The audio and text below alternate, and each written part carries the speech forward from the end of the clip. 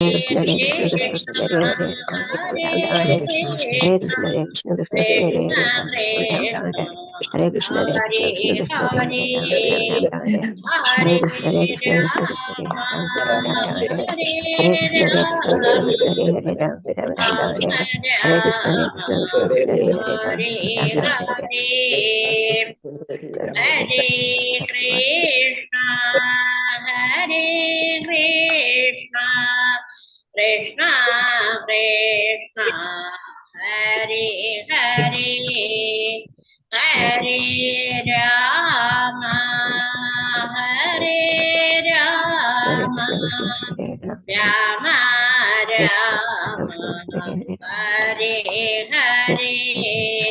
Hare Krishna, Hare Krishna, Krishna Krishna,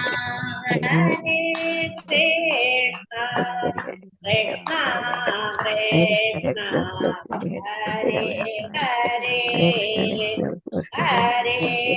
Rama, Hare Rama, Hare Krishna, Hare Krishna, Krishna Rama Krishna, Rama, Hare Krishna, Hare Krishna, Hare Krishna Krishna, Hare, Hare Krishna, Hare Krishna, Hare Krishna, Hare Krishna, Hare Krishna, Krishna Hare Krishna, Krishna, Hare Hare Krishna, Hare Krishna, Hare, Hare Hare Krishna, Hare Rama, Hare Rama.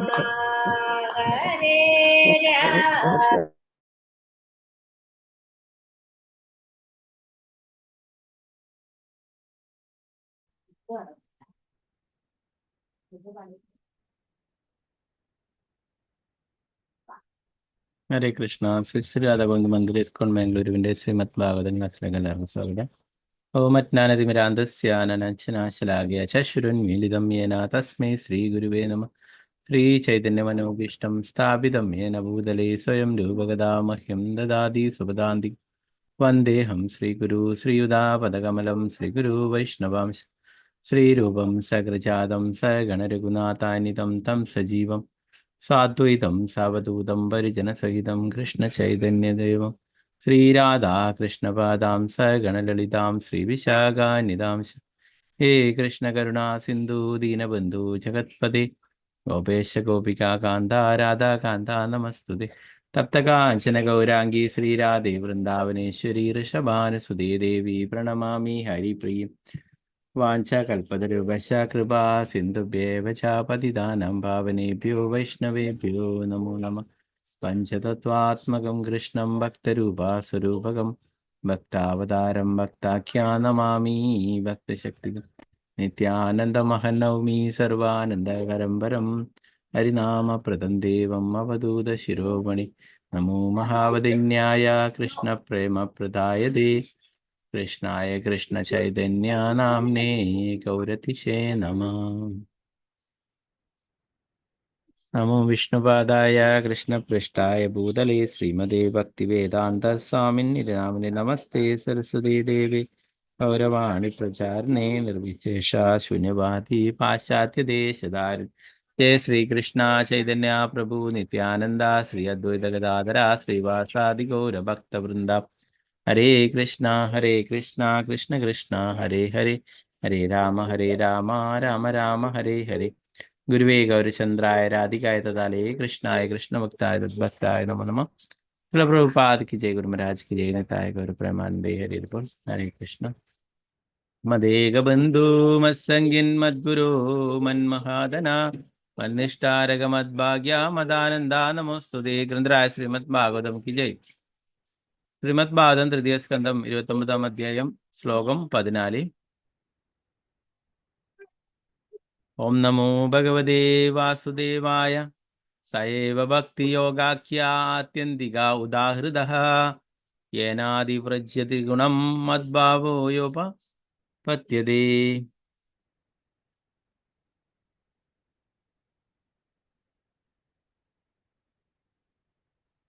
തയേവ ഭക്തി യോഗാഖ്യാത്യന്തിക ഉദാഹൃതഃ യേനാദിവ്രജ്യ ത്രിഗുണം മദ്ഭാവോ യോപപദ്യതേ.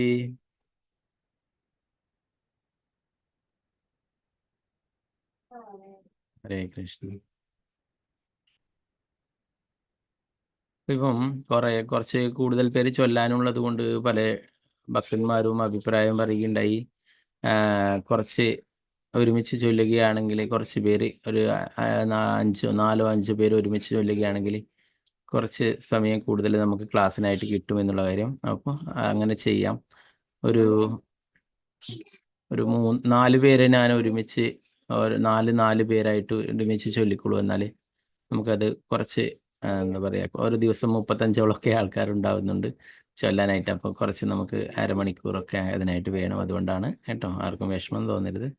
Okay, ഞാനിപ്പോൾ ഒരു 4 പേരെ unmute ചെയ്യാം. ആദ്യം കൈ raise ചെയ്തിട്ടുള്ള, അങ്ങനെ ആകുമ്പോൾ എനിക്ക് ഓർഡറിൽ സെലക്ട് ചെയ്യാൻ പറ്റുള്ളൂ. ഓക്കെ, അപ്പോൾ ഒരുമിച്ച് ചൊല്ലിക്കോളൂ കേട്ടോ. 4 പേരെ ആയിട്ടാകുമ്പോൾ ഞാൻ പറയാം, അപ്പോൾ ചൊല്ലിക്കോളൂ. ഇപ്പോഴേ സീതാരാമൻ ഉണ്ണി മാതാജി, മാലതി മാതാജി, വിജയനാണു മാതാജി, പിന്നീട്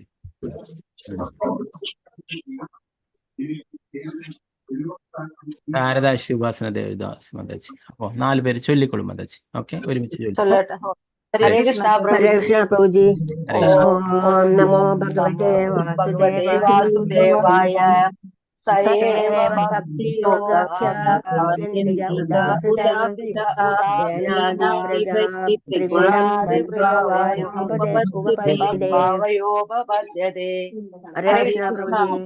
ഹരേ Krishna. Okay, Hare Krishna. Thank U.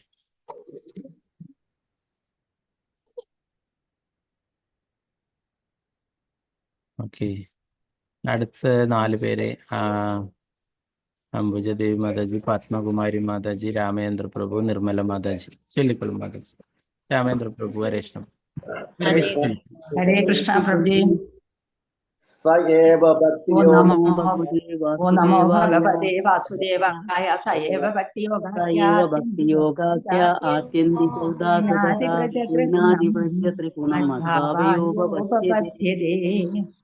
ഹരേ കൃഷ്ണ പ്രഭുജി.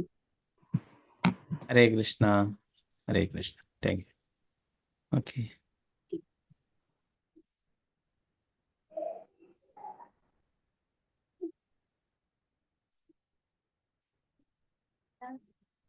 ഓക്കെ.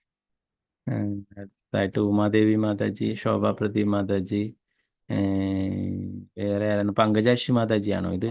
രാഘവ. അതെ അതെ അതെ Prabhuji. Hare Krishna. Okay okay okay. അപ്പോൾ രാജി മാതാജി 4 പേര് ചൊല്ലിക്കോളൂ. രാജി മാതാജി അൺമ്യൂട്ട് ചെയ്തോളൂ. ഓക്കെ, ഹരേ കൃഷ്ണ പ്രഭുജി. ഹരേ കൃഷ്ണ. ഓം നമോ ഭഗവതേ വാസുദേവായ. സയേവ ഭക്തിയോഗാഖ്യ ആത്യന്തികൗദാഹീനാദിവ്രജ ത്രിഗുണം മദ്ഭാവയോപദ്യതേ. ഹരേ കൃഷ്ണ. ഹരേ കൃഷ്ണ പ്രഭുജി. ഹരേ കൃഷ്ണ. ഓക്കെ,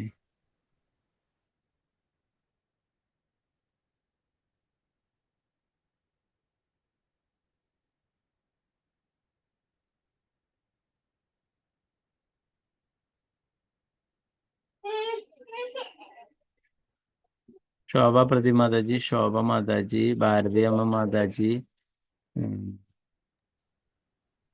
അനുത്തര മാതാജി. ഓക്കെ, ഹരേ കൃഷ്ണ പ്രഭുജി. കൃഷ്ണ. ഭഗവതേ വാസുദേവായ. സയേവ ഭക്തിയോഗാഖ്യ ആത്യന്തികൗദാഹീനാദിവ്രജ ത്രിഗുണം മദ്ഭാവയോപപദ്യതേ. Hare Krishna Prabhuji. Hare Krishna. Okay, thank U.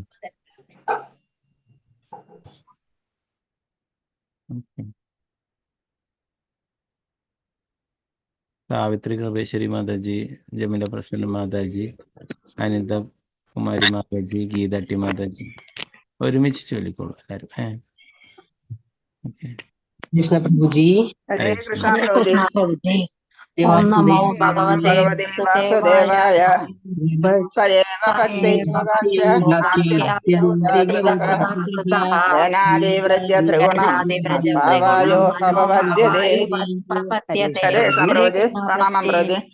ഹരേ കൃഷ്ണ.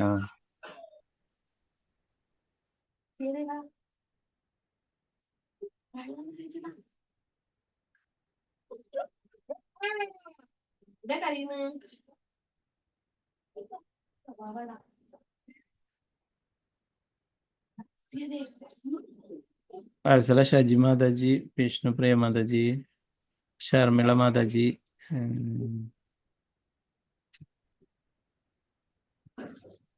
സിന്ധു മാതാജി, 4 പേര് ഒരുമിച്ച് ചൊല്ലിക്കൊള്ളും കേട്ടോ. ഓക്കെ. ഹരേ കൃഷ്ണ കൃഷ്ണ പ്രഭുജി. ഹരേ കൃഷ്ണ. ഓം നമോ ഭഗവതി പ്രഭുജി വാസുദേവായ. സയേവ ഭക്തി യോഗാഖ്യ അത്യന്ത പ്രഭുജി പ്രണാമം. ഓം നമോ ഭഗവതേ വാസുദേവായ. ഏവ ഭക്തി യോഗാഖ്യ ആത്യന്തിക ഉദാഹൃതഃ യേനാദിവ്രജ്യ ത്രിഗുണം മദ്ഭാവയോപപദ്യതേ. ഹരേ കൃഷ്ണ പ്രഭുജി. ഹരേ കൃഷ്ണ. അപ്പൊ ചൊല്ലുമ്പോൾ എല്ലാവരും ഒരുമിച്ച് ചൊല്ലിയിട്ടുണ്ടെങ്കിൽ നല്ലതായിരുന്നു. ഓം നമോ ഭഗവതേ വാസുദേവായ ചൊല്ലിയിട്ട് എല്ലാവരും ഒരുമിച്ച് തന്നെ ശ്ലോകം ചൊല്ലുകയാണെങ്കിൽ ഏതാണ്, അല്ലെങ്കിൽ ഒന്നാമത്തെ ആൾ ഒരു വരി ചൊല്ലുമ്പോൾ രണ്ടാമത്തെ ആൾ രണ്ടാമത്തെ ലൈന ചെറിയൊരു ഇതുണ്ടാവും സൂമിന്റെ ഇതായിട്ട്. എന്നാലും ഒരുമിച്ച് ചൊല്ലാൻ പറ്റും. 4 പേരൊക്കെ ആകുമ്പോൾ ഒരുമിച്ച് ചൊല്ലാൻ പറ്റും. മുഴുവൻ ആൾക്കാരും ചൊല്ലുമ്പോഴേ ബുദ്ധിമുട്ടുണ്ടാവും. ഓക്കെ. വസന്ത മാതാജി, ഇന്ദുമുഖി മാതാജി, വത്സലായ മാതാജി, ഗീത സി. ഹരേ കൃഷ്ണ പ്രഭുജി. ഹരേ ഹരേ കൃഷ്ണ. കൃഷ്ണ പ്രഭുജി പ്രണാം പ്രഭുജി. ഹരേ കൃഷ്ണ. ഹരേ ഓം ഓം നമോ നമോ ഭഗവതേ ഭഗവതേ വാസുദേവായ. വാസുദേവായ. സയേവ ഭക്തി യോഗാഖ്യ ആത്യന്തിക ഉദാഹൃതഃ യേനാദിവ്രജ്യ ത്രിഗുണം ഭാവയോപപദ്യതേ. ഹരേ ഹരേ കൃഷ്ണ പ്രഭുജി. കൃഷ്ണ പ്രഭുജി. ഹരേ കൃഷ്ണ.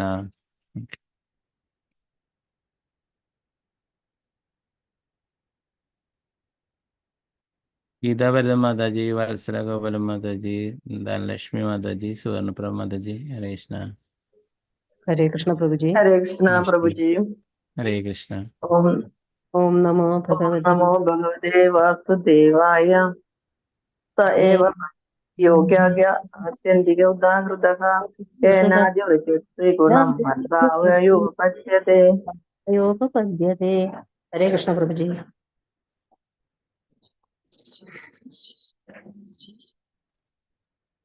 ഹരേ കൃഷ്ണ. ഓക്കെ. ഓക്കെ. മറ്റുള്ള ഇനി ബാക്കിയുള്ളവർക്ക് അടുത്ത ശ്ലോകങ്ങൾ ചൊല്ലാം. ഓക്കെ.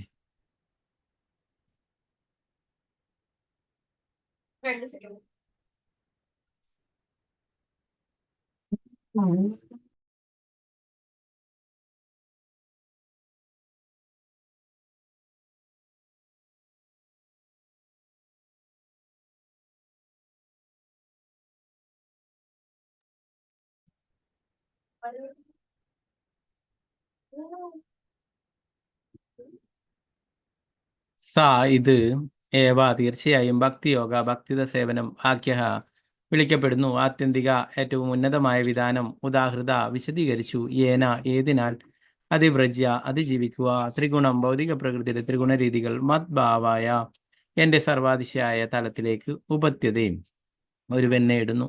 ഭക്തിത സേവനത്തിന്റെ അത്യുന്നത വിധാനം നേടി ഞാൻ വിശദീകരിച്ചതുപോലെ ഒരുവന് ഭൗതിക പ്രകൃതിയുടെ ത്രിഗുണങ്ങളുടെ സ്വാധീനത്തെ അതിജീവിച്ച് അതീന്ദ്രിയ തലത്തിൽ സ്ഥിതി ചെയ്യാൻ കഴിയും. ഭഗവാനെ പോലെ. ഭാവാർത്ഥമേ ശ്രീ ഭക്തിവേദാന്ത സ്വാമി ശ്രീല പ്രഭുപാദിക്ക് ചെയ്യും. തത്വജ്ഞാനികളുടെ അവ്യക്തിഗതവാദ വിദ്യാലയത്തിന്റെ നേതാവെന്ന് കരുതപ്പെടുന്ന ശ്രീപാദ് ശങ്കരാചാര്യർ തന്റെ ഭഗവത്ഗീത വ്യാഖ്യാനത്തിന്റെ പ്രാരംഭത്തിൽ തന്നെ പരമദിവ്യപുരുഷനായ ഭഗവാൻ നാരായണൻ ഭൗതിക സൃഷ്ടിക്ക് അതീതനാണെന്നും അദ്ദേഹം ഒഴിച്ചുള്ളതെല്ലാം ഭൗതിക സൃഷ്ടിക്ക് ഉള്ളിലാണെന്നും സമ്മതിച്ചിരിക്കുന്നു. സൃഷ്ടിക്ക് മുമ്പ് നാരായണൻ മാത്രമേ ഉള്ളായിരുന്നുവെന്നും ബ്രഹ്മദേവനോ ശിവനോ അസ്തിത്വമില്ലായിരുന്നുവെന്നും വൈദിക സാഹിത്യങ്ങളും സ്ഥിരീകരിക്കുന്നു. നാരായണൻ അല്ലെങ്കിൽ പരമദിവ്യപുരുഷനായ ഭഗവാൻ വിഷ്ണു അഥവാ കൃഷ്ണൻ മാത്രം എല്ലായ്പ്പോഴും ഭൗതിക സൃഷ്ടിക്ക് അതീതനായി അതീന്ദ്രിയാവസ്ഥയിൽ സ്ഥിതി ചെയ്യുന്നു. ഭൗതിക ഗുണങ്ങളായ സത്ത് രജസ് തമസ്സുകൾക്ക് പരമദിവ്യപുരുഷനായ ഭഗവാനെ ബാധിക്കാനാവില്ല. അതിനാൽ അദ്ദേഹം നിർഗുണൻ, ഭൗതിക ഗുണങ്ങളുടെ എല്ലാ സംസർഗങ്ങളിൽ നിന്നും സ്വതന്ത്രൻ എന്ന് വിളിക്കപ്പെടുന്നു. അതേ യാഥാർത്ഥ്യം ഇവിടെ കപില ഭഗവാനും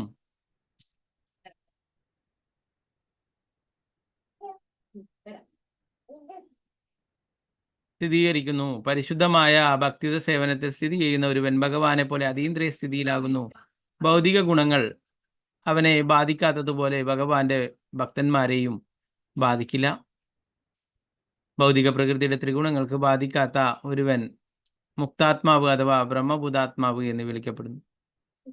ബ്രഹ്മഭൂത പ്രസന്നാത്മാ മോചനത്തിന്റെ തലമാകുന്നു. അഹം ബ്രഹ്മാസ്മി, ഞാൻ ഈ ശരീരമല്ല. നിരന്തരം കൃഷ്ണന് വേണ്ടിയുള്ള ഭക്തിത സേവനത്തിൽ മുഴുകുകയും അപ്രകാരം അതീന്ദ്രിയ തലത്തിലെത്തുകയും ചെയ്തിട്ടുള്ള വ്യക്തിക്ക് മാത്രമേ ഇത് പ്രയോഗക്ഷമമാവുകയുള്ളൂ.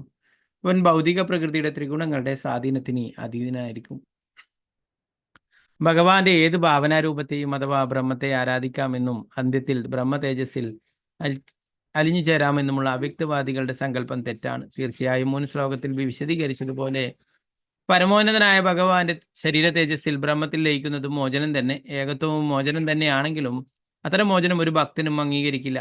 കാരണം ഭക്തിത സേവനത്തിൽ സ്ഥിതി ചെയ്താൽ ഉടനെ യോഗ്യതാപൂർണമായ ഏകീഭാവം കൈവരും. ഒരു ഭക്തനെ സംബന്ധിച്ച് യോഗ്യതാപരമായ ആ സമത്വം അവ്യക്തിഗത മോചനത്തിന്റെ ഫലം അവൻ നേരത്തെ തന്നെ നേടിക്കഴിഞ്ഞിരിക്കും. അവൻ അതിനുവേണ്ടി പ്രത്യേകം പരിശ്രമിക്കേണ്ട ആവശ്യമുണ്ടാകുന്നില്ല. പരിശുദ്ധമായ ഭക്തിത സേവനം ഒന്നുകൊണ്ട് മാത്രം ഒരുവന് യോഗ്യതാപരമായി ഭഗവാനോളം തന്നെ നല്ലവനായി തീരാൻ സാധിക്കുമെന്നും ഇവിടെ വ്യക്തമായി പ്രസ്താവിച്ചിരിക്കുന്നു. പ്രഭുപാദ് കീ ജയ്.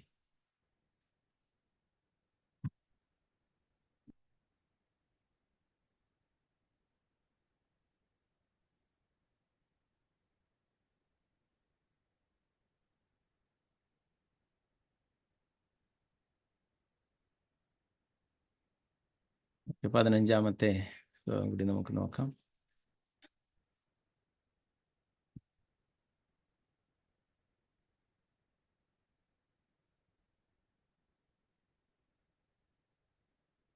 ഓം നമോ ഭഗവതേ വാസുദേവായ.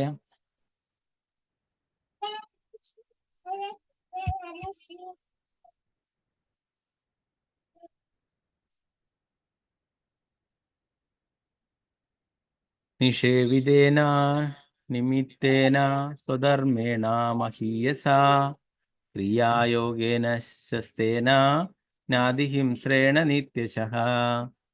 നിഷേവിതേന നിമിത്തേന സ്വധർമ്മേണ മഹീയസാ ക്രിയായോഗേന ശസ്തേന നാദിഹിംസ്രേണ നിത്യശഃ. ഹരേ കൃഷ്ണ. നേരത്തെ ചൊല്ലാൻ ബാക്കിയുള്ളവർ ചൊല്ലിക്കോളൂ. ഒക്കെയാണ് രമണി മാതാജി, ഗീതാട്ടി മാതാജി, ഡോക്ടർ എം വിജയകുമാരി മാതാജി, 3 പേര് ഒരുമിച്ച് ചൊല്ലിക്കോളൂ മാതാജി. കേട്ടോ? ഹരേ കൃഷ്ണ പ്രഭുജി. ഓം നമോ ഭഗവതേ വാസുദേവായ. ഏവിതേന നിമിത്തേന സ്വധർമ്മേണ മഹീയസാ ക്രിയായോഗേന ശസ്തേന നാദിഹിംസ്രേണ നിത്യശഃ. ഹരേ കൃഷ്ണ പ്രഭുജി. ഹരേ കൃഷ്ണ. ഹരേ കൃഷ്ണ പ്രഭുജി. ഓം നമോ ഭഗവതേ വാസുദേവായ. നിഷേവിതേന നിമിത്തേന സ്വധർമ്മേണ മഹീയസാ ക്രിയായോഗേന ശസ്തേന നാദിഹിംസ്രേണ നിത്യശഃ. ഹരേ കൃഷ്ണ. ഒരുമിച്ച് ചൊല്ലാൻ അതായിരുന്നു പറഞ്ഞിട്ടുണ്ടായിരുന്നു. ഇനിയിപ്പം ചൊല്ലാൻ ബാക്കിയുള്ളത് ആരെങ്കിലും ഉണ്ടോ? ഇപ്പോൾ സമയക്കുറവ് മൂലം നമ്മൾ 4 പേരായിട്ട് അങ്ങനെ ചൊല്ലാനാണ് തീരുമാനിച്ചിട്ടുള്ളത്. കേട്ടോ? ഓക്കെ. ഇപ്പോൾ സുവർണപ്രഭ മാതാജി, ഗിരിജ വേണുദാസ് മാതാജി ചൊല്ലിയില്ലേ? അവർ രണ്ടാളും ഇല്ല അല്ലേ? രണ്ടുപേരും ഒരുമിച്ച് ചൊല്ലിക്കോളൂ. ഹരേ കൃഷ്ണ. ഹരേ കൃഷ്ണ. മാതാജിനെ കാണില്ലല്ലോ. ഓം നമോ ഭഗവതേ വാസുദേവായ. നിഷേവിതേന നിമിത്തേന സ്വധർമ്മേണ മഹീയസ ക്രിയയോഗേന ശാസ്ത്രേണ നാദിഹിംസ്രേണ നിത്യശഃ. ഹരേ കൃഷ്ണ ബുദ്ധി. ഹരേ കൃഷ്ണ.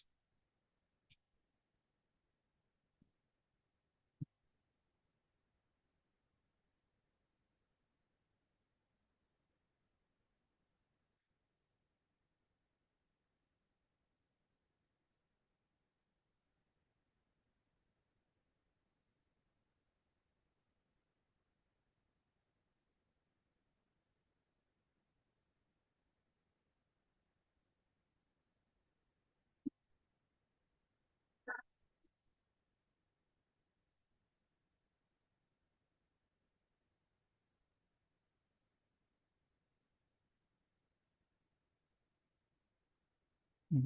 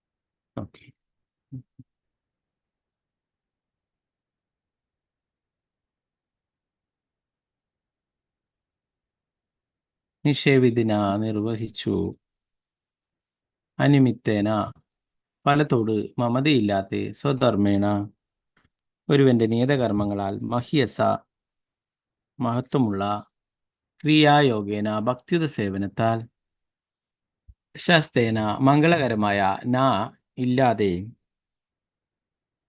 അതിഹിംസ്രേണ അതിര് കടന്ന ക്രമം നിത്യശഃ പതിവായി. വർത്തനം ഭാവാർത്ഥമെസി ഭക്തിവേദാന്ത സ്വാമി ശ്രീല പ്രഭുപാദിക്ക് ചെയ്യും. ഒരു ഭക്തൻ അവന്റെ മഹത്വമുള്ള നിയതകർമ്മങ്ങൾ ഭൗതിക ലാഭമന്യേ നിർബന്ധമായും നിർവഹിക്കണം. അതിരുവിട്ട ഹിംസകളില്ലാത്ത ഭക്തികർമ്മങ്ങൾ പതിവായി അനുഷ്ഠിക്കണം. ഭാവാർത്ഥം ശ്രീല പ്രഭുപാദിക്ക് ചെയ്യും. ബ്രാഹ്മണനോ ക്ഷത്രിയനോ വൈശ്യനോ ശൂദ്രനോ ആരായാലും ഒരുവൻ അവന്റെ സാമൂഹിക പദവിക്കനുസരിച്ച് തനിക്ക് നിർദ്ദേശിക്കപ്പെട്ടുള്ള കർത്തവ്യങ്ങൾ നിർവഹിക്കണം. മനുഷ്യ സമൂഹത്തിലെ 4 നിലവാരത്തിലുള്ളവർ അനുഷ്ഠിക്കേണ്ട നിർദ്ദിഷ്ട കർമ്മങ്ങളെക്കുറിച്ചും ഭഗവത്ഗീതയിൽ വിവരിച്ചിട്ടുണ്ട്. ഇന്ദ്രിയങ്ങളെ നിയന്ത്രിച്ച് ലാളിത്യവും ശുദ്ധിയും ജ്ഞാനവുമുള്ള ഭക്തന്മാരാവുകയാണ് ബ്രാഹ്മണരുടെ നിർദ്ദിഷ്ട ധർമ്മം. ക്ഷത്രിയർ ഭരണതന്ത്രജ്ഞമുള്ളവരും യുദ്ധരംഗത്ത് നിർഭയരും ഉദാരമനസ്കരുമായിരിക്കണം. വൈശ്യരുടെ അഥവാ വാണിജ്യ സമൂഹത്തിൽപ്പെട്ട മനുഷ്യരുടെ നിയതകർമ്മങ്ങൾ വ്യാപാര ചരക്കുകളുടെ ക്രയവിക്രയങ്ങൾ, ഗോസംരക്ഷണം, കാർഷിക വിഭവങ്ങളുടെ ഉൽപാദനം എന്നിവയാകുന്നു. ശൂദ്രന്മാർ അഥവാ തൊഴിലാളി വർഗത്തിൽപ്പെടുന്നവർ ഉയർന്ന നിലവാരത്തിലുള്ളവരെ സേവിക്കുന്നു. എന്തുകൊണ്ടെന്നാൽ അവർ വളരെ ബുദ്ധിയുള്ളവരല്ല. എല്ലാ അവസ്ഥയിൽ നിന്നും ഭഗവത്ഗീതയിൽ സ്ഥിരീകരിച്ചിട്ടുള്ളതുപോലെ സ്വകർമ്മണാം തം അഭ്യർച്ച്യ ഒരുവനെ അവന്റെ നിയത കർമാനുഷ്ഠാനത്തിലൂടെ പരമോന്നതനായ ഭഗവാനെ സേവിക്കാൻ കഴിയും. ബ്രാഹ്മണർ മാത്രമല്ല ശൂദ്രന്മാർക്കും പരമോന്നതനായ ഭഗവാന് സേവനം ചെയ്യാം. ഒരു ആത്മീയ ഗുരുവിന്റെയോ പരമദിവ്യ പുരുഷനായ ഭഗവാന്റെ പ്രതിനിധിയുടെയോ നിർദ്ദേശത്തിന് കീഴിൽ നിയത കർമ്മങ്ങളുടെ അനുഷ്ഠാനത്തിലൂടെ ആർക്കും അദ്ദേഹത്തെ സേവിക്കുവാനാവും.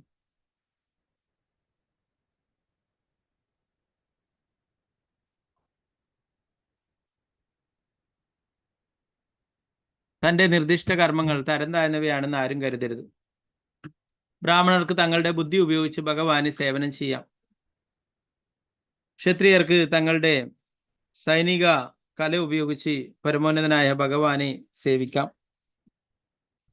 അർജുനൻ കൃഷ്ണനെ സേവിച്ചതുപോലെ അർജുനൻ ഒരു യോദ്ധാവായിരുന്നു. അദ്ദേഹത്തിന് വേദാന്തമോ ബുദ്ധിപരമായ ഔന്നത്യമുള്ള മറ്റു ഗ്രന്ഥങ്ങളോ പഠിക്കാൻ സമയമുണ്ടായിരുന്നില്ല. ബ്രജധാമത്തിലെ തരുണികൾ വൈശ്യവർഗത്തിൽ ജനിച്ചവരും ഗോസംരക്ഷണത്തിലും കൃഷിജോലികളിലും മുഴുകിയവരുമായിരുന്നു.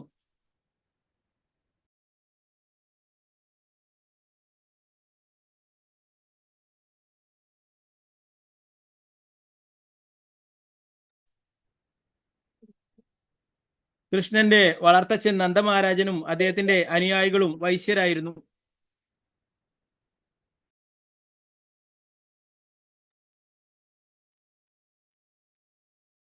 അവർ അനുയായികളും വൈശ്യരായിരുന്നു. അവർ വിദ്യാഭ്യാസമേ ഇല്ലാത്തവരായിരുന്നു.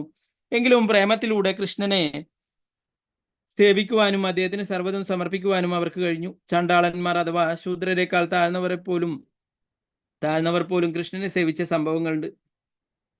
സന്യാസി തുല്യരായിരുന്ന വിതുരന്റെ മാതാവ് ശൂദ്രയായിരുന്നതിനാൽ അദ്ദേഹവും ശൂദ്രനായി പരിഗണിക്കപ്പെട്ടിരുന്നു. തനിക്ക് വേണ്ടിയുള്ള ഭക്തിയുത സേവനത്തിൽ നിശ്ചയദാർഢ്യത്തോടെ വ്യാപൃതരാകുന്ന ആരും സംശയരഹിതമായി അതീന്ദ്രിയ പദവിയിലേക്ക് ഉയർത്തപ്പെടുമെന്ന് ഭഗവാൻ ഭഗവത്ഗീതയിൽ പ്രഖ്യാപിച്ചിട്ടുള്ളതിനാൽ അത്തരം വേർതിരിവുകളൊന്നും മനുഷ്യർക്കിടയിലില്ല. ലാഭമോഹമില്ലാത്ത ഭക്തിയുത സേവനം എന്ന നിലയിൽ നിർവഹിക്കുന്ന വശം എല്ലാവരുടെയും നിശ്ചിത കർമ്മം മഹത്വമുള്ളതായിരിക്കും. അത്തരം ഭക്തിയുത സേവനം കാരണരഹിതമായും തടസ്സമില്ലാതെയും സ്വാഭാവികമായും നിർവഹിക്കപ്പെടണം. കൃഷ്ണൻ പ്രേമാർഹനാണ്. ഒരുവനെ അവന്റെ കഴിവിന്റെ പരമാവധി അദ്ദേഹത്തിന് സേവനം ചെയ്യാം. അതാകുന്നു പരിശുദ്ധമായ ഭക്തിയുത സേവനം.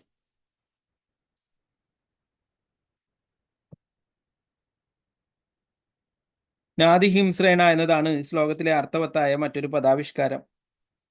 ജീവിതത്തിന്റെ പരമാവധി ഹിംസാരാഹിത്യം അല്ലെങ്കിൽ ബലി എന്നാണ് ഇതിനർത്ഥം. ഒരു ഭക്തൻ ഏതെങ്കിലും സാഹചര്യത്തിൽ ഹിംസ ചെയ്യാൻ നിർബന്ധിതനായാൽ പോലും അത് ആവശ്യത്തിലധികമാകരുത്. ചില വേളകളിൽ ഞങ്ങൾക്ക് നേരെ ചോദ്യം ഉയരാറുണ്ട്.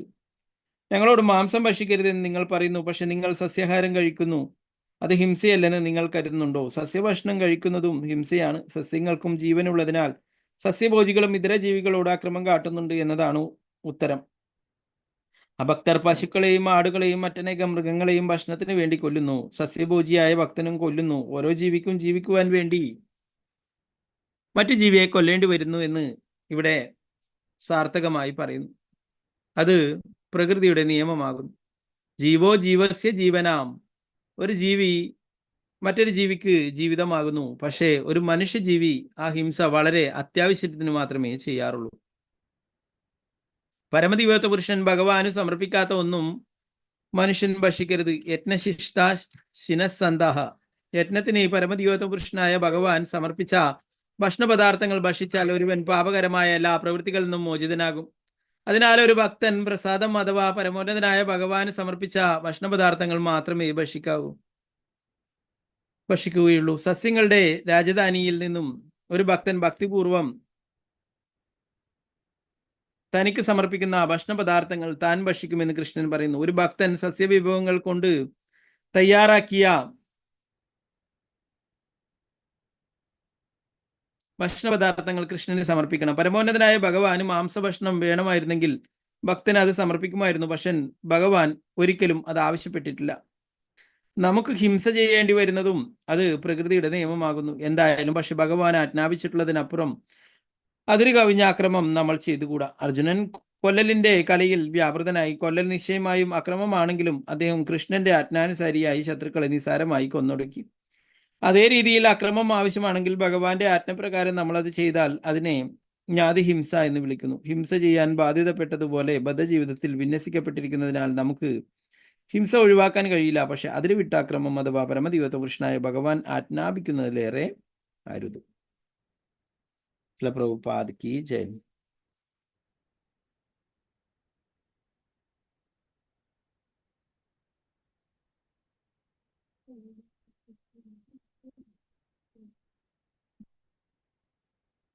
നാരായണ നമസ്കൃത്യ നരം ചൈവ നരോത്തമം ദേവീം സരസ്വതീം വ്യാസം തതോ ജയമുദ്രേ.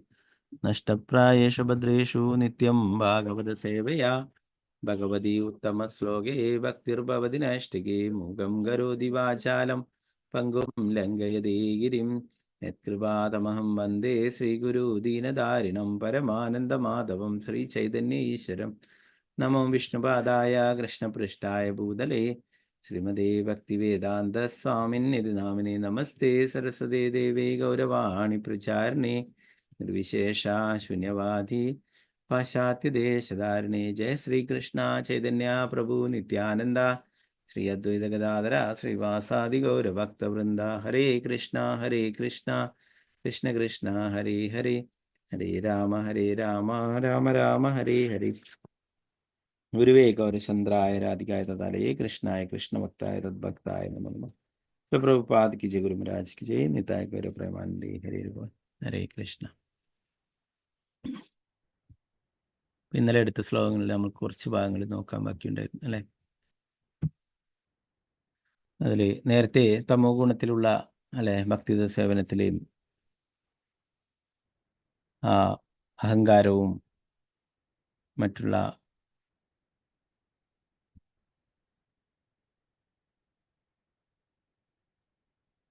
കോപവും വിഭാഗതയൊക്കെ വെച്ചിട്ട് ചെയ്യുന്ന ഭക്തിയുത സേവനം തമോ ഗുണത്തിലാണെന്ന് പറഞ്ഞു. അസൂയയും അല്ലെ അഹംഭാവം ഒക്കെ വെച്ചിട്ട്.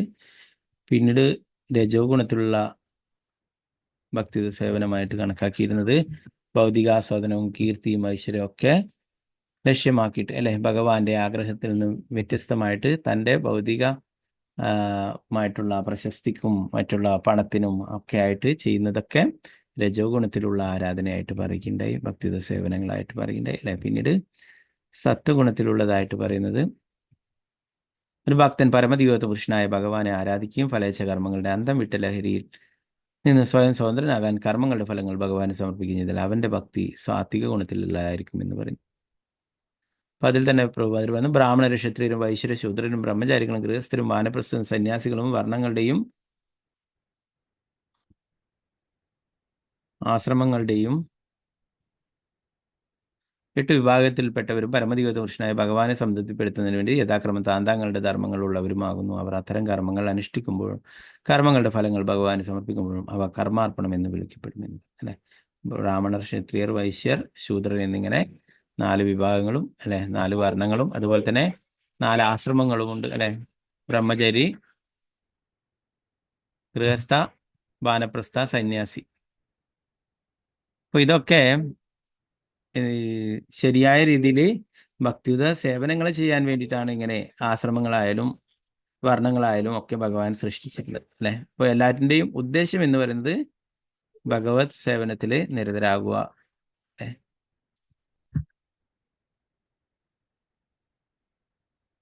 അപ്പൊ ഇങ്ങനെ 4 വർണ്ണങ്ങളുള്ളവരിൽ ഓരോരാളുടെയും കടമ അവർ ചെയ്യുന്നില്ലെങ്കിൽ അവരെ ആ ജന്മം കൊണ്ട് മാത്രം അത് ആ ഒരു വിഭാഗത്തിൽ പെടുന്നില്ല എന്ന് പറയും അല്ലെ. ബ്രാഹ്മണനായാൽ വേദങ്ങൾ പഠിക്കുക, മറ്റുള്ളവരെ പഠിപ്പിക്കുക, ഇതൊക്കെയാണ് ഒരു ബ്രാഹ്മണന്റെ ധർമ്മങ്ങൾ. അത് ചെയ്യുന്നില്ലെങ്കിൽ ബ്രാഹ്മണ കുലത്തിൽ ജനിച്ചിട്ടും അത് അദ്ദേഹം ശരിയായിട്ടുള്ള ആ ധർമ്മങ്ങൾ പാലിക്കുന്നുള്ള ശരിയായിട്ടുള്ള ആ വ്യക്തിയല്ല അല്ലെ. അതുപോലെ തന്നെ ഒരു ശൂദ്രനായാലും അദ്ദേഹത്തിന് ബ്രാഹ്മണന്റെ യോഗ്യതകളൊക്കെ ഉണ്ടെങ്കിലും അദ്ദേഹത്തെയും ആ ഉയർന്ന ഭക്തനായിട്ട് കണക്കാക്കണം അല്ലെ.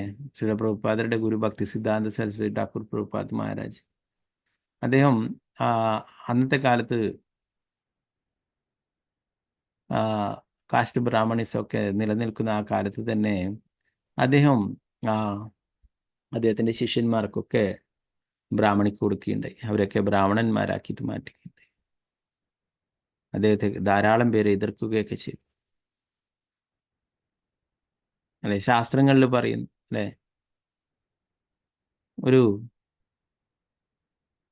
ബ്രാഹ്മണൻ തൻ്റെ ആ കടമകള് നിർവഹിക്കുന്നില്ലെങ്കിൽ, അദ്ദേഹത്തിന്റെ ധർമ്മങ്ങൾ നിർവഹിക്കുന്നില്ലെങ്കിൽ അദ്ദേഹത്തെ ഒരു ബ്രാഹ്മണനാക്കിയിട്ട് കണക്കൂട്ടാനായിട്ട് സാധിക്കില്ല.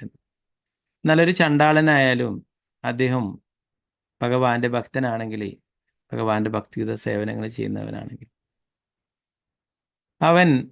അവന്റെ കുടുംബത്തെ മുഴുവനായിട്ടും മോചിപ്പിക്കുവാനായിട്ട് കഴിയുന്നവനാണെന്ന് പറയും. എന്നാൽ ബ്രാഹ്മണൻ തന്നെ ഭക്തിയുത സേവനങ്ങളൊന്നും അനുഷ്ഠിക്കുന്നില്ലെങ്കിൽ തന്നെ രക്ഷപ്പെടുത്തുവാനായിട്ട് അദ്ദേഹത്തിന് സാധിക്കില്ല എന്ന് പറയും. കുടുംബത്തെ അല്ല, തന്നെ രക്ഷിക്കാനായില്ല. എന്നാലൊരു ചണ്ടാളന് തൻ്റെ കുടുംബത്തെ മുഴുവനായിട്ടും രക്ഷിക്കുവാനായിട്ട് സാധിക്കുന്നില്ല അല്ലെ. പ്രഹ്ലാദ് മഹാരാജ് അല്ലെ അസുര കുടുംബത്തിലാണ് ജനിച്ചിട്ടുള്ളത് അല്ലെ. എന്നാൽ ഭഗവാന്റെ പരിശുദ്ധ ഭക്തനാണ് അല്ലെ. ബ്രാഹ്മണനല്ല, അസുരന്റെ മകനാണ് അല്ലെ. എങ്കിലും നരസിംഹ ഭഗവാൻ എന്താണ് പറഞ്ഞിട്ടുണ്ടായിരുന്നത്? തൻ്റെ പിതാവിന് മോചനം നൽകണമെന്ന് ആവശ്യപ്പെട്ടപ്പോൾ മോചനം ലഭിക്കുമോ തൻ്റെ പിതാവിന്? ഭഗവാനെ മറന്ന് ജീവിച്ചു, ഭഗവാനോട് അസൂയുള്ളവനായിരുന്നു എന്നൊക്കെ പറഞ്ഞപ്പോൾ ഭഗവാൻ പറയുന്നു അല്ലേ, നിന്റെ പിതാവിന് മാത്രമല്ല നിന്റെ ആ തലമുറയുള്ള 21 തലമുറകൾക്ക് മോചനം ലഭിക്കുമെന്ന് പറയും. നീ ഒരാൾ ഭക്തനായിരുന്നത് കൊണ്ട് തന്നെയാണ്.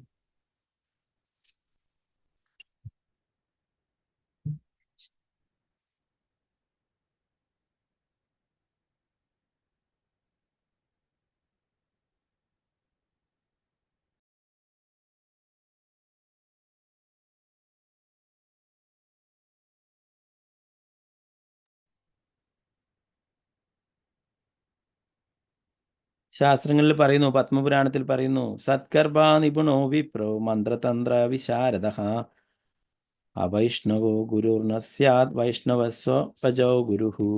വൈദിക വിജ്ഞാനത്തിന്റെ എല്ലാ വിഷയങ്ങളിലും വിദഗ്ധനായ പണ്ഡിത ബ്രാഹ്മണനായാൽ പോലും അവനൊരു വൈഷ്ണവൻ അല്ലെങ്കിൽ ആധ്യാത്മിക ഗുരുവാകാൻ യോഗ്യനല്ല. പക്ഷെ താഴ്ന്ന കുടുംബത്തിൽ ജനിച്ചവൻ ഒരുവൻ അവനൊരു വൈഷ്ണവനാകുന്ന വശം ആധ്യാത്മിക ഗുരുവായി തീരാം. വൈദിക മന്ത്രങ്ങൾ ഉരുവിടുന്നതിൽ ബ്രാഹ്മണർ വളരെ വിദഗ്ധരായിരുന്നു. അവർ വൈദിക ആചാരങ്ങളുടെ നിർവഹണത്തിൽ സമർത്ഥരായിരുന്നു. അതിലെല്ലാം ഉപരി വൈഷ്ണവരുമായിരുന്നു. ആയതിനാൽ താങ്കളുടെ ആധ്യാത്മിക ശക്തിയാൽ അവർക്ക് പരമദൈവത്വ പുരുഷനായ ഭഗവാനെ ക്ഷണിച്ചു വരുത്തുവാനും തങ്ങളുടെ ശിഷ്യനായ നാഭിരാജാവിനും ഭഗവാനെ മുഖാമുഖം കാണിച്ചു കൊടുക്കുവാനും കഴിഞ്ഞു. ഓജസ്സ എന്ന വാക്കിന്റെ അർത്ഥം ഭക്തി സേവന നിർവഹണത്താൽ എന്നാണെന്ന് ശ്ലോഭിച്ചത്. ഇവിടെ ശിലപ്രഭുപാദരെയും 5-ാമത്തെ സ്കന്ധത്തിൽ അതിൻ്റെ ഒരു ശ്ലോകത്തിന്റെ പർപ്പറ്റിൽ പറയുന്നു, പത്മപുരാണത്തെ ഉദ്ധരിച്ചുകൊണ്ട് അല്ലെ. ശ്രീ ചൈതന്യ ചരിതാമൃതത്തിലും ശ്രീ ചൈതന്യ മഹാപ്രഭു പറയുന്നുണ്ട് അല്ലെ, ഒരു ബ്രാഹ്മണനോ അല്ലെ സന്യാസിയോ ശൂദ്രനോ എന്നുള്ളതൊന്നും പ്രധാനമല്ല അല്ലെ. കൃഷ്ണതത്വം അറിയുന്ന അല്ലെ, ഭഗവാനെ കുറിച്ച് മനസ്സിലാക്കിയിട്ടുള്ള ഒരാൾ, ആ പരമ്പരയിൽ കൂടി മനസ്സിലാക്കിയിട്ടുള്ള ഒരാൾ അദ്ദേഹത്തിന് ഗുരുവാകാനായിട്ട് സാധിക്കുമെന്ന് പറയും. അത് എന്താ പറയുക, ഒരു ജാതിയുടെ എന്താ പറയുക, ഒരു ഇന്ന ജാതിയിൽ ജനിച്ചതോ അല്ലെ ഇന്ന വർണ്ണത്തിലുള്ളതാണോ അതൊന്നും ഒരു പ്രശ്നമല്ല എന്ന് പറയും. ഓക്കെ.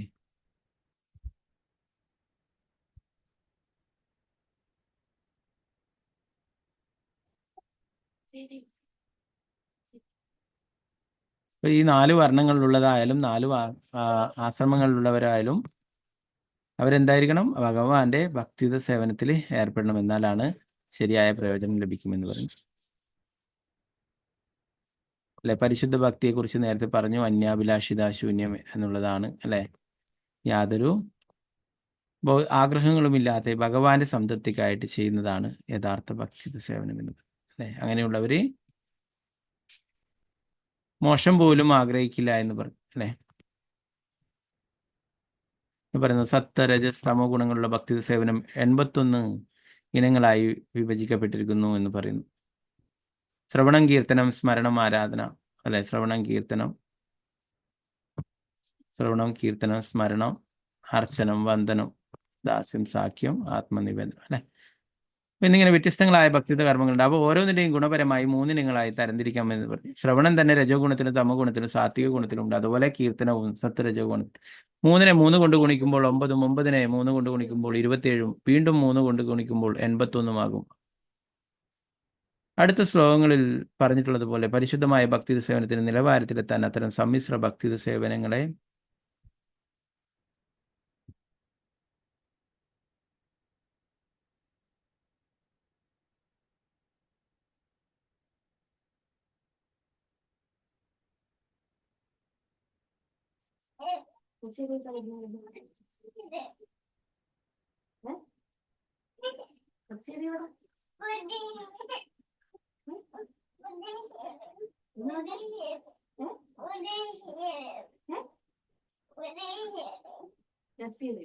ഭക്തിയുത സേവനങ്ങളെല്ലാം അതീന്ദ്രമാക്കണം എന്ന് പറഞ്ഞു. അപ്പോൾ ഓരോരോ 9 നവവിധ ഭക്തിയിലെ 9 എണ്ണത്തിന് 3 രീതിയിൽ അല്ലെ സത്വ രജോ തമോ ഗുണങ്ങളിലായിട്ട് ഉൾപ്പെടുത്തിയിരിക്കുന്നവർ.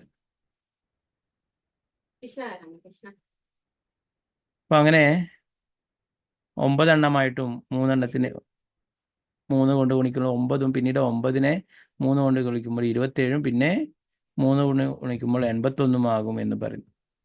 അപ്പൊ ഇത് 81 ഇനങ്ങളിലായിട്ട് വിഭജിക്കപ്പെട്ടിട്ടുണ്ട് എന്ന് പറയും അല്ലേ. നമുക്ക് കാണാം പല ഭക്തിയുത സേവനങ്ങളും ചെയ്യുന്നത് എന്തെങ്കിലും ഭൗതിക ആഗ്രഹങ്ങളൊക്കെ വെച്ചിട്ടാണെങ്കിൽ അതെന്തായി, രജോ ഗുണത്തിലുള്ളതായി അല്ലേ. പിന്നീട് 11, 12 ശ്ലോകങ്ങളിൽ പറയുന്നത് എല്ലാവരുടെയും ഹൃദയത്തിൽ വസിക്കുന്ന പരമദൈവത്വ പുരുഷനായ ഭഗവാന്റെ അതീന്ദ്രിയ നാമങ്ങളും ഗുണങ്ങളും ശ്രവിക്കുന്ന മാത്രയിൽ ഒരുവന്റെ മനസ്സ് അവയിൽ ആകൃഷ്ടമാകുന്നതാണ് മായം ചേരാത്ത ഭക്തിയുത സേവനത്തിന് സാക്ഷാത്കാരം. ഗംഗാജലം സ്വാഭാവികമായി സമുദ്രത്തിലേക്ക് ഒഴുകിച്ചേരുന്നത് പോലെ അത്തരം ഭക്തിന്മാദം യാതൊരു ഭൗതിക അവസ്ഥയാലും തടസ്സപ്പെടാതെ പരമോന്നതനായ ഭഗവാനിലേക്ക് ഒഴുകിച്ചേരും എന്ന് പറയും. ഭഗവാന്റെ അതീന്ദ്രിയമായിട്ടുള്ള നാമങ്ങളും ഗുണങ്ങളൊക്കെ ശ്രവിക്കുമ്പോഴാണ് ഒരുവന് അവയിലെ ആനന്ദം കണ്ടെത്തുന്നത്, അവയിൽ സന്തോഷം ലഭിക്കുന്നത്. അത് അവർ തീർച്ചയായിട്ടും ഭഗവാനിലേക്ക് എത്തിച്ചേരുമെന്ന് പറയുന്നു.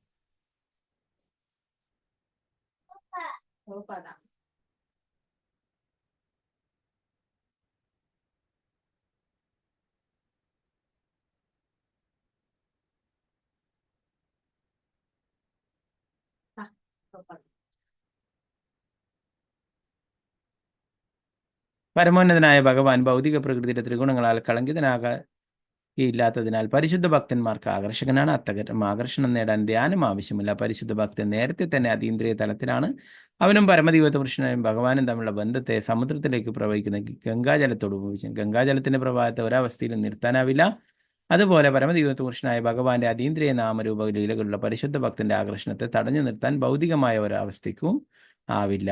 അവിച്ഛന്ന തടസ്സങ്ങൾ കൂടാതെ എന്ന വാക്കിന് ഇത് സംബന്ധിച്ച് വളരെ പ്രാധാന്യമുണ്ടെന്ന് പറഞ്ഞു.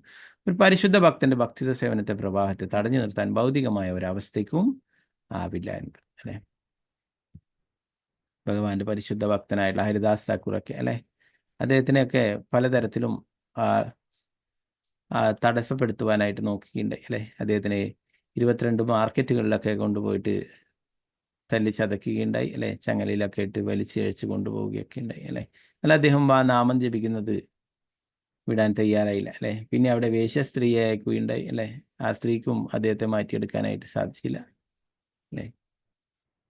സാക്ഷാൽ മായാദേവി തന്നെ വന്നിട്ടുണ്ടായിരുന്നു തോൽപ്പിക്കുവാനായിട്ട്. എന്നാൽ മായാദേവിയും അവസാനം ഹരിദാസ് ഠാക്കൂറിൽ നിന്നും നാമം സ്വീകരിക്കുകയുണ്ടായി ഭഗവാന്റെ ദൈവം. അപ്പോൾ അതുകൊണ്ട് ഭഗവാന്റെ പരിശുദ്ധ ഭക്തന് ഭൗതികമായിട്ടുള്ള യാതൊരു കാര്യത്തിലും ആകർഷണം ഉണ്ടാവില്ല എന്ന് പറഞ്ഞു. അതൊന്നും അവരെ ഭക്തിക്ക് തടസ്സമായി തീരില്ല എന്ന്.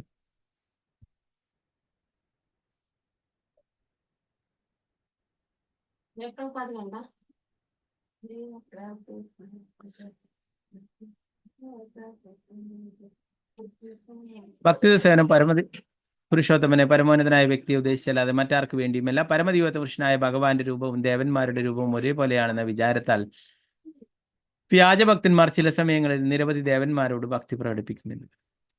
ഭക്തിയുടെ സേവനം എങ്ങനെ തന്നെയായാലും പരമദൈവത പുരുഷനായ ഭഗവാനെ നാരായണ വിഷ്ണുവിനെ അല്ലെങ്കിൽ കൃഷ്ണനെ മാത്രം ഉദ്ദേശിച്ചുള്ളതാണെന്നും മറ്റാരെയും ഉദ്ദേശിച്ചുള്ളതല്ലെന്നും ഇവിടെ പ്രത്യേകം സൂചിപ്പിച്ചിരിക്കുന്നതാണ് അല്ലെ.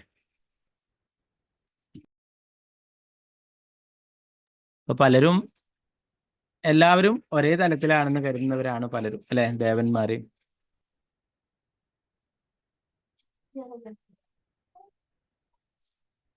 ഇപ്പൊ ഭഗവാനും ദേവന്മാരും ഒരിക്കലും ഒന്നല്ല അല്ലെ. ദേവന്മാർ എന്ന് പറയുന്നത് ഭഗവാന്റെ സേവകന്മാരാണ് അല്ലെ. ചുമതലകൾ അവർക്ക് നൽകി വിചാരിച്ചിട്ട് അവരൊരിക്കലും ഇൻഡിപെൻഡന്റ് ആയിട്ടില്ല അല്ലെ. ഭഗവാൻ നൽകിയിട്ടുള്ള കാര്യങ്ങളാണ് അവർക്ക് നൽകാനായിട്ട് സാധിക്കുക. ഇപ്പം ഓരോരോ ആൾക്കാരും പ്രാർത്ഥിക്കുന്നു ലക്ഷ്മിയെ സമ്പത്തിനായിട്ട് അല്ലെ, വിദ്യാഭ്യാസത്തിനായിട്ട് സരസ്വതിയെ. ഇതൊക്കെ ആരാണ്? ഭഗവാൻ നൽകിയിട്ടുള്ളത് മാത്രമേ അവർക്ക് നൽകാനായിട്ട് സാധിക്കൂ അല്ലെ. അപ്പൊ അവരൊക്കെ ഭഗവാന്റെ നാമം ജപിക്കുന്നു, ഭഗവാന് സേവനങ്ങൾ ചെയ്യുന്നു. അപ്പോൾ യഥാർത്ഥത്തില് ഭക്തിയുടെ സേവനം എന്ന് പറയുന്നത് കൃഷ്ണന് ചെയ്യാനായിട്ടുള്ള, വിഷ്ണുവിന് മാത്രമായിട്ട് ഉദ്ദേശിച്ചിട്ടുള്ളതാണെന്ന് പ്രഭുപാദർ ഇവിടെ പറയും അല്ലെ. അതുപോലെ തന്നെ കീർത്തനം അല്ലെ, എന്താ പറയാ, ഹരിനാമ കീർത്തനം എന്ന് പറയും അല്ലെ. അതാണ് യഥാർത്ഥത്തിൽ കീർത്തനം എന്ന് പറയുന്നത് ഭഗവാനെ സ്തുതിച്ചുകൊണ്ട് പാടാനായിട്ടുള്ളതാണ് അല്ലെ. അതാണ് യഥാർത്ഥത്തിൽ ഹരിനാമ കീർത്തനം, ഹരിനാമ സങ്കീർത്തനം.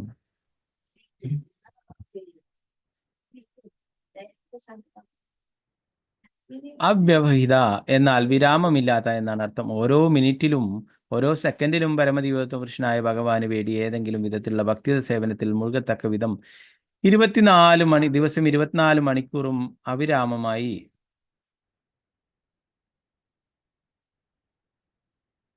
ഭഗവത് സേവനം അനുഷ്ഠിക്കുവാൻ വാർത്തെടുക്കപ്പെട്ടതാണ് പരിശുദ്ധ ഭക്തന്റെ ജീവിതം. ഭക്തന്റെയും പരമോന്നതനായ ഭഗവാന്റെയും താല്പര്യങ്ങൾ ഒരേ നിലവാരത്തിലായിരിക്കുമെന്ന് അവ്യവഹിത എന്ന വാക്കിന്റെ മറ്റൊരർത്ഥം. ഭക്തന് പരമോന്നതനായ ഭഗവാന്റെ അതീന്ദ്രിയേച്ഛ സഫലമാക്കുക എന്നതൊഴികെ മറ്റൊരു താല്പര്യവുമില്ല. പരമോന്നതനായ ഭഗവാന് വേണ്ടി സ്വമേധയാ നിർവഹിക്കുന്ന അത്തരം സേവനങ്ങൾ ഭൗതിക പ്രകൃതിയുടെ ത്രിഗുണങ്ങളാൽ ഒരിക്കലും മലിനമാകാത്തതും സർവാതിശയമായിരിക്കും. ഇവയൊക്കെയാണ് ഭൗതിക പ്രകൃതിയുടെ എല്ലാ കളങ്കങ്ങളിൽ നിന്നും സ്വതന്ത്രമായ പരിശുദ്ധമായ ഭക്തിയുടെ സേവനത്തിന്റെ ലക്ഷണങ്ങൾ എന്ന് പറയും. ഭഗവാന്റെ താല്പര്യത്തിന് അനുസരിച്ചിട്ടാണ് ഒരു ഭക്തന്റെ മനോനിലവാരം അല്ലെ.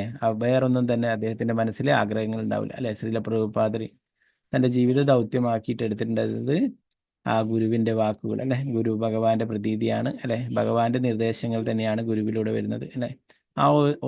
ആ ഒരു കാര്യമാണ് പ്രഭുപാദർ ജീവിത ലക്ഷ്യമാക്കിയിട്ടുണ്ടായിരുന്നത് അല്ലെ. നമ്മൾ ഭഗവത്ഗീതയിൽ നേരത്തെ പഠിച്ചു അല്ലെ. ഭഗവാൻ ഏറ്റവും പ്രിയപ്പെട്ട ഭക്തൻ എന്ന് പറയുന്നത് ഭഗവാന്റെ സന്ദേശങ്ങൾ ആരാണോ പ്രചരിപ്പിക്കുന്നത് അല്ലെ. ശ്രീല പ്രഭുപാദർ അതാണ് പറഞ്ഞത്. ശ്രീല പ്രഭുപാദരുടെ ഗുരു അതായിരുന്നു ഉപദേശങ്ങൾ കൊടുത്തിട്ടുണ്ടായിരുന്നത് അല്ലെ. അതാണ് ശ്രീല പ്രഭുപാദർ തൻ്റെ ജീവിതവ്രതമായിട്ട് കണക്കാക്കിയിട്ട് പ്രയത്നിച്ചിട്ടുണ്ടായിരുന്നല്ലേ, അത് പരിപൂർണമായിട്ട് വിജയിക്കുകയും ചെയ്തു. പിന്നീട് പറയുന്നത്, ഒരു പരിശുദ്ധ ഭക്തന് ഏത് തരത്തിലുള്ള മുക്തിയും സാലോക്യം സാഷ്ടി സാമീപ്യം സാരൂപ്യം ഏകത്വം പരമദിവ്യദോഷനായ ഭഗവാൻ വാഗ്ദാനം നൽകിയാൽ പോലും സ്വീകരിക്കില്ല എന്ന് പറഞ്ഞു അല്ലേ. വില്ലുമംഗല ടാക്കൂർ പറയുന്നു, ഒരു ഭക്തന്റെ മുന്നിൽ മുക്തിദേവി കൂപ്പുകൈകളോടെ നിൽക്കും സേവനങ്ങൾ ചെയ്യാനായിട്ട്, എന്നാലും ഭക്തൻ അതിൽ ആകൃഷ്ടനാവുന്നില്ല എന്ന് പറഞ്ഞു. ഭക്തി എന്ന് പറയുന്നത് മുക്തിക്കും മുകളിലായിട്ടുള്ളതാണെന്ന് പറയും. ഒരു ഭക്തൻ പൊതുവെ മുക്താവസ്ഥയിലാണ്, ഭൗതിക ബന്ധനങ്ങളിൽ നിന്നൊക്കെ മോചിതനാണ് അല്ലെ. അതുകൊണ്ട് തന്നെ അവൻ ഭഗവത് സേവനങ്ങൾ ചെയ്യാനായിട്ട് ആഗ്രഹിക്കുന്നു അല്ലെ. അതുകൊണ്ട് തന്നെയാണ് ശ്രീ ചൈതന്യ മഹാപ്രഭു പറഞ്ഞിട്ടുള്ളത്, മമ ജന്മനി ജന്മനീശ്വരി ഭവതാർ ഭക്തി റഹേതു ഗീത. എത്ര ജന്മങ്ങൾ ഉണ്ടായിക്കോട്ടെ, അതിലെല്ലാം അങ്ങയുടെ ഭക്തിത സേവനങ്ങൾ ചെയ്യുക മാത്രമാണെന്ന് ആഗ്രഹം എന്ന് പറയുന്നു. ചൈതന്യ മഹാപ്രഭുവിന്റെ പ്രാർത്ഥനകളും ശ്രീമദ് ഭാഗവതിലെ പ്രസ്താവനകളും തമ്മിൽ സാമ്യമുണ്ട്. ഒരു ഭക്തൻ ജനിമൃതികളുടെ ആവർത്തന ചക്രങ്ങളുടെ വിരാമം പോലും ആഗ്രഹിക്കുന്നില്ലെന്നാണ് ഓരോ ജീവിതം കഴിയുമ്പോഴും എന്ന ചൈതന്യ മഹാപ്രഭുവിന്റെ പ്രാർത്ഥന സൂചിപ്പിക്കുന്നത്. യോഗികളും സൈദ്ധാന്തിക തത്വജ്ഞാനികളും ജന്മമരണ പ്രക്രിയയുടെ ആവർത്തനത്തിന് വിരാമം ആഗ്രഹിക്കുമ്പോൾ ഒരു ഭക്തൻ ഭക്തി സേവന നിർവഹണത്തിന് വേണ്ടി ഈ ഭൗതിക ലോകത്തിൽ തുടരുന്നതിൽ പോലും സംതൃപ്തനാകുന്നു എന്ന്.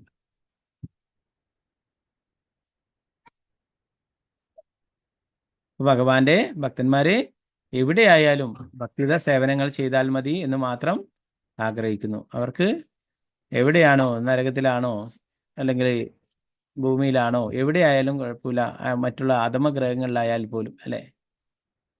പലപ്പോഴും പലരും പറയും, പ്രഭുപാദരെ എവിടെയും പോയിട്ടില്ല, പ്രഭുപാദരെ മറ്റുള്ള അധമ ലോകങ്ങളിലുള്ളവരൊക്കെ അവർക്കൊക്കെ കൃഷ്ണാബോധം നൽകാനായിട്ട് പോയിട്ടുള്ളതാണ്, അതുകൊണ്ട് ശിഷ്യന്മാരൊക്കെ പ്രഭുപാദർ അവരുടെ ശിഷ്യന്മാരൊക്കെ അവിടേക്ക് വിളിക്കുന്നതാണെന്ന് പറയും ഉയർന്ന ഭക്തന്മാരൊക്കെ. അപ്പോൾ ഒരു ഭക്തൻ കൃഷ്ണാബോധം പ്രചരിപ്പിക്കുന്നതിനായിട്ട് എവിടെ വേണമെങ്കിലും പോകാൻ തയ്യാറാണ് അല്ലെ. പ്രഭുപാദർ തന്നെ പ്രഭുപാദരുടെ ശിഷ്യന്മാരൊക്കെ ചൈനയിലേക്കൊക്കെ അയച്ചിട്ടുണ്ടായിരുന്നു മുന്ന കാലത്ത്. ചൈനയിലൊക്കെ അത്രയും കമ്മ്യൂണിസ്റ്റൊക്കെ അത്രയും ശക്തമായിട്ടുള്ള ആ സമയത്തൊക്കെ കൃഷ്ണാബോധം പ്രചരിപ്പിക്കുവാനായിട്ട് അവിടെ പോയിട്ടുണ്ട് അല്ലെ. അവിടെ പോയി പ്രചരിപ്പിച്ച ചിലപ്പോൾ ശിരസ് തന്നെ കഴുത്തിന് മേലെ ഉണ്ടാവുമോ എന്നറിയില്ല അല്ലെ. അങ്ങനത്തെ ഒരു അവസ്ഥയിൽ പോലും അവരൊക്കെ പ്രഭുപാദർ പറഞ്ഞപ്പോൾ ധൈര്യത്തോടെ അവിടേക്ക് പോവുകയും കൃഷ്ണാബോധം പ്രചരിപ്പിക്കുകയൊക്കെ ചെയ്യും. ചൈനയിലായാലും റഷ്യയിലായാലും എല്ലാം അവിടെയൊക്കെ അത്രയും ഇപ്പോഴും പോലും പാകിസ്ഥാൻ പോലുള്ള രാജ്യങ്ങളിലൊക്കെ കൃഷ്ണാബോധം പ്രചരിപ്പിക്കുന്നുണ്ട് ഭക്തന്മാർ. ഒരു ഭക്തൻ അപ്പോൾ എവിടെയായാലും ഭഗവത് സേവനങ്ങൾ ചെയ്യാനായിട്ട് ആഗ്രഹിക്കുന്നു, മറ്റൊന്നും തന്നെ മുക്തി പോലും ആഗ്രഹിക്കുന്നില്ല.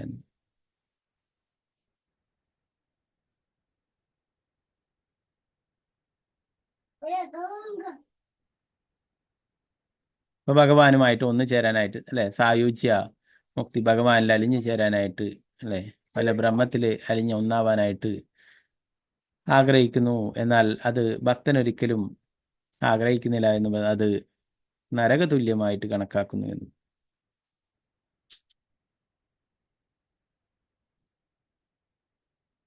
പരമോന്നതനായ ഭഗവാന് വേണ്ടി ഭക്തി സേവനം നിർവഹിക്കുവാൻ അത്രമേൽ ആസക്തനാകിയാൽ 5 തരം മോചനങ്ങൾക്കും പ്രാധാന്യം കൽപ്പിക്കുന്നില്ല. ഒരുവൻ ഭഗവാന് വേണ്ടിയുള്ള പരിശുദ്ധമായ അതീന്ദ്രിയ ഭക്തി സേവനത്തിൽ മുഴുകുന്ന വർഷം അവൻ 5 തരം മോചനവും നേടിക്കഴിഞ്ഞതായി മനസ്സിലാക്കണമെന്ന് പറയും. അപ്പോൾ ആ മോചനങ്ങൾ നേടിക്കഴിഞ്ഞു, മുക്തിക്കും മുകളിലായിട്ടുള്ളതാണ് ഭക്തി എന്ന് പറയുന്നത് അല്ലെ. പ്രഭുപാദരുടെ എടുത്ത് പറഞ്ഞു, ഒരു ഭക്തൻ ആത്മീയ ലോകത്തിലേക്ക് വൈകുണ്ഠത്തിലേക്ക് ഉയർത്തപ്പെടുമ്പോൾ അവന് 4 വിധ സൗകര്യങ്ങൾ ലഭ്യമാകും. പരമോന്നത വ്യക്തി വസിക്കുന്ന അതേ ഗ്രഹത്തിൽ വസിക്കാൻ സാധിക്കുന്ന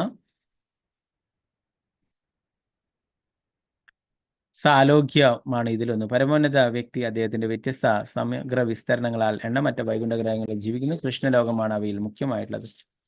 ഭൗതിക ലോകത്തിൽ സൂര്യൻ മുഖ്യഗ്രഹമായിരിക്കുന്നു. ആത്മീയ ലോകത്തിൽ കൃഷ്ണലോകം എന്ന പ്രധാന ഗ്രഹം.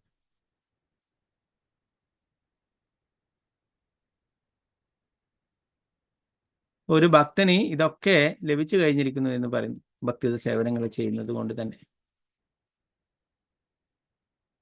ഒരു പരിശുദ്ധ ഭക്തൻ തനിക്ക് വാഗ്ദാനം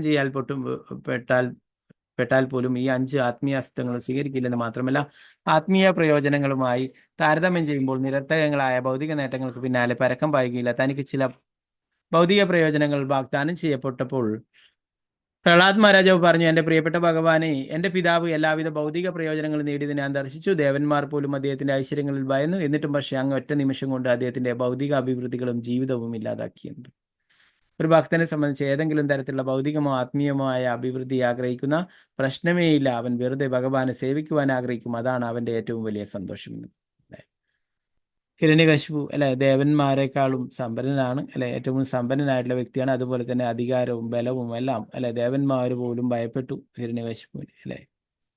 എന്നാൽ ഭഗവാനും ഭഗവാന്റെ ഭക്തന്മാർക്കും എതിരായി പ്രവർത്തിച്ചത് കൊണ്ട് തന്നെ അതെല്ലാം ഇല്ലാതായി തീരുകയും ചെയ്തു അല്ലെ. അപ്പോൾ ഇവിടെ പറയുന്ന ഒരു ഭക്തന് ഭൗതികമായിട്ടോ ആത്മീയമായിട്ടോ അഭിവൃദ്ധിയൊന്നും ആഗ്രഹിക്കുന്നേയില്ല. അവൻ വെറുതെ ഭഗവാനെ സന്തോഷിപ്പിക്കുവാനായിട്ട് ഭഗവത് സേവനങ്ങൾ ചെയ്യാനായിട്ട് മാത്രം ആഗ്രഹിക്കുന്നു.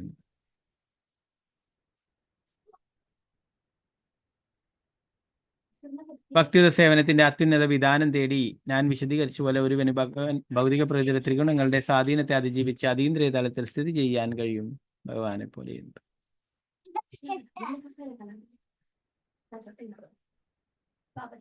പ്രഭുപാദർ ഭാവാർത്ഥത്തിൽ പറയുന്നു, തത്വജ്ഞാനികളുടെ അവ്യക്തിഗതവാദ വിദ്യാലയത്തിന്റെ നേതാവെന്ന് കരുതപ്പെടുന്ന ശ്രീപാദ ശങ്കരാചാര്യ തന്റെ ഭഗവത്ഗീത വ്യാഖ്യാനത്തിന്റെ പ്രാരംഭത്തിൽ തന്നെ പരമദിവ്യത്വ പുരുഷനായ ഭഗവാൻ നാരായണൻ ഭൗതിക സൃഷ്ടിക്ക് അതീതനാണെന്നും അദ്ദേഹം ഒഴിച്ചുള്ളതെല്ലാം ഭൗതിക സൃഷ്ടിക്ക് ഉള്ളിലാണെന്നും സമ്മതിച്ചിരിക്കുന്നു. സൃഷ്ടിക്ക് മുമ്പ് നാരായണൻ മാത്രമേ ഉള്ളായിരുന്നു എന്നും ബ്രഹ്മദേവനോ ശിവനോ അസ്തിത്വമില്ലായിരുന്നുവെന്നും വൈദിക സാഹിത്യങ്ങളും സ്ഥിരീകരിക്കുന്നു. നാരായണൻ അല്ലെങ്കിൽ പരമദിവ്യത്വ പുരുഷനായ ഭഗവാൻ വിഷ്ണു അഥവാ കൃഷ്ണൻ മാത്രമല്ല ഇപ്പോഴും ഭൗതിക സൃഷ്ടിക്ക് അതീതനായി അതീന്ദ്രിയാവസ്ഥയിൽ സ്ഥിതി ചെയ്യുന്നു എന്ന് പറയും. ഭഗവാനിൽ നിന്നാണ് എല്ലാം ഉണ്ടായിട്ടുള്ളത് അല്ലെ. ശങ്കരാചാര്യർ തന്നെ വിശദീകരിക്കുന്നുണ്ട് എന്ന് പറയുന്നു. ഭൗതിക സൃഷ്ടിക്ക് അതീതനായിട്ടാണ് ഭഗവാൻ അല്ലെ, ഭഗവാനിൽ നിന്നാണ് ഈ സൃഷ്ടികളൊക്കെ ഉണ്ടായിട്ടുള്ളത് എന്ന് പറയും. ഭഗവാനെ നിർഗുണൻ എന്ന് വിളിക്കുന്നു അല്ലെ. മായാവതികള് നിർഗുണൻ എന്ന് പറഞ്ഞു കഴിഞ്ഞാൽ ഈ ഗുണമില്ലാത്തവൻ എന്ന് പറയും അല്ലെ. അതല്ല അർത്ഥം, ഭൗതിക ഗുണങ്ങളില്ലാത്തവൻ എന്നാണ് അല്ലെ. ഭൗതിക ഗുണങ്ങളുടെ എല്ലാ സംസർഗങ്ങളിൽ നിന്നും സ്വതന്ത്രൻ എന്നുള്ളതാണ് നിർഗുണൻ എന്ന വാക്കിന്റെ അർത്ഥം എന്ന് പറയും. സത്വരജോ തമോ ഗുണങ്ങള് ബദ്ധാത്മാക്കളായിട്ടുള്ള നമ്മളെ ബാധിക്കും, എന്നാൽ ഭഗവാനെ ബാധിക്കുന്നതല്ല.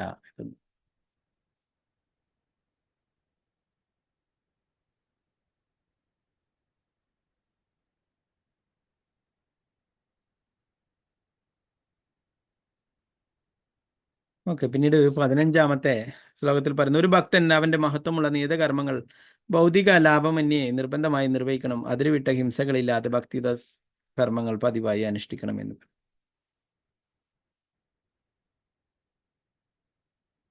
അതിരുവിട്ട ഹിംസകളില്ലാതെയാണ് പ്രഭുപാദർ ഇതിന്റെ ഭാവാർത്ഥത്തിൽ പറയുന്നു അല്ലെ. അത് മൃഗങ്ങളെ ഒക്കെ കൊന്നു തിന്നുന്നു അല്ലെ. അവരോട് വിമർശിക്കുമ്പോൾ പറയും, നിങ്ങളും എന്താ ജീവഹിംസ ചെയ്യുന്നില്ലേ എന്ന് പറയും അല്ലെ. സസ്യവും ഒരു ജീവിയാണ് അല്ലെ, അതിനും ജീവനുണ്ട്, അതിനും ആത്മാവുണ്ട്. അതുകൊണ്ടാണ് അത് വളരുന്നു, കായ്ക്കുന്നു, പൂക്കുന്നു അല്ലെ, എല്ലാം ചെയ്യുന്നുണ്ട്.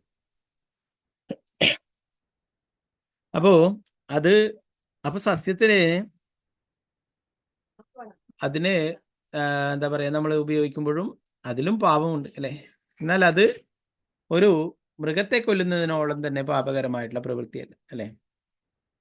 ഒരു മൃഗത്തിനെ കശാപ്പ് ചെയ്യുമ്പോഴും കൊല്ലുമ്പോഴും ആ മൃഗം കരയുന്നതും ദുഃഖിക്കുന്നതും, അല്ലെങ്കിൽ ഒരു വെജിറ്റബിൾ എടുത്തിട്ട് നമ്മളൊരു തക്കാളി എടുത്തിട്ട് മുറിക്കുമ്പോൾ അല്ലെ ഉണ്ടാവുന്ന പാപവും ഒരുപോലെയല്ല അല്ലെ. അത് തന്നെ നമ്മൾ ആ സസ്യാഹാരങ്ങൾ അല്ലെ നമ്മൾ ഭഗവാന് നിവേദിച്ചിട്ട് ഭഗവത് പ്രസാദമായിട്ടാണ് സ്വീകരിക്കുന്നത് അല്ലെ. എന്നാൽ മാംസ ഭക്ഷണങ്ങൾ അങ്ങനെയല്ല അല്ലെ, അത് സ്വന്തം നാവിന്റെ തൃപ്തിക്കായിട്ടാണ് ഉണ്ടാക്കുന്നത് അല്ലെ. അപ്പൊ അതുകൊണ്ട് തന്നെ അതിന്റെ പാപത്തിന്റെ തോത് ഉയർന്നതാണ് അല്ലെ. പ്രഭുപാദർ ഇതിന്റെ ഭാവാർത്ഥ പറയുന്നു, പലരും വിമർശിക്കാൻ വേണ്ടി ചോദിക്കും, നിങ്ങൾ ചെയ്യുന്നതും ഹിംസ തന്നെയല്ലേ, നിങ്ങളും സസ്യങ്ങളൊക്കെ ഇല്ലാതാക്കുന്നില്ലേ എന്നുള്ള കാര്യം. അപ്പൊ അതുകൊണ്ട് പറയുന്ന ഒരു അതിരുവിട്ട ഹിംസകളില്ലാതെ നമുക്ക് നമ്മുടെ ശരീരപ്രകൃതം അല്ലെ, നമ്മുടെ പല്ലുകളും മറ്റും എല്ലാം തന്നെ ഒരു സസ്യബുക്കായിട്ട് ജീവിക്കുവാനായിട്ടുള്ളതാണ് അല്ലെ. അല്ലാതെ നമുക്ക് സിംഹത്തിനെ പോലെയോ അല്ലെങ്കിൽ കടുവയെ പോലെയൊന്നും അത്ര ഷാർപ്പായിട്ടുള്ള പല്ലും നഖവും ഒന്നും അല്ല നമുക്ക് തന്നിട്ടുള്ളത് അല്ലെ. സാധാരണ സസ്യഭക്ഷണങ്ങൾ കഴിച്ചിട്ട് ജീവിക്കാനായിട്ടുള്ളതാണ് അല്ലെ. ഇപ്പൊ പലരുടെയും തെറ്റിദ്ധാരണ എന്താ പറയാ, മാംസമൊന്നും കഴിച്ചില്ലെങ്കിൽ ശക്തി ഉണ്ടാവില്ല, ഉണ്ടാവില്ല എന്നൊക്കെയാണ് അല്ലെ. നമുക്കറിയാം കരയിലെ ഏറ്റവും വലിയ ജീവിയാണ് ആന അല്ലെ. ആന എന്താണ്, സസ്യബുക്കാണ് അല്ലെ. ആന പിടിച്ചിട്ട് എന്താ മറ്റുള്ള ജീവികളെ എല്ലാം കൊന്നു തിന്നുന്നത് അല്ലെ. ആന പനമ്പട്ടിയും കരിമ്പും മറ്റുള്ള ശർക്കരയും മറ്റുള്ള ചോറും മറ്റുള്ള കാര്യങ്ങളൊക്കെ കഴിക്കും അല്ലെ. അപ്പൊ ആന ഏറ്റവും ശക്തിമാൻ തന്നെയാണ് അല്ലെ. അപ്പൊ അങ്ങനെ അല്ല അല്ലെ മനുഷ്യനായിട്ട് പറഞ്ഞിട്ടുള്ളത് സസ്യവിഭവങ്ങളാണ്, വെജിറ്റേറിയൻ ആയിട്ടുള്ള കാര്യങ്ങളാണ് അല്ലെ. ഭഗവാന് നിവേദിക്കുവാനും അതുപോലെ തന്നെ പറഞ്ഞിട്ടുള്ളത്. ഭഗവാന് നിവേദിച്ചുകൊണ്ടാകും ഭഗവത് പ്രസമായിട്ട് സ്വീകരിക്കുകയാണെങ്കിൽ എല്ലാ പാപങ്ങളിൽ നിന്നും മുക്തരാകുമെന്നും പറയും. ഓക്കെ, ബാക്കി ഭാഗങ്ങൾ നമുക്ക് നാളത്തെ ക്ലാസ്സിൽ നോക്കാം. പാഞ്ചകൽപതരൂപശ കൃപാ സിന്ധുഭ്യവച പതിദാനം പാവനേഭ്യോ വൈഷ്ണവേഭ്യോ നമോ നമഃ. ആനന്ദകോടി വൈഷ്ണവൃന്ദക്ക് ജയ്. ശ്രീല പ്രഭുപാദ് കി ജയ്. ഗുരുമരാജ് കി ജയ്. നിതായ ഗൗര പ്രേമാനന്ദേ. ഹരി ഹരി ബോൾ. ഹരേ കൃഷ്ണ.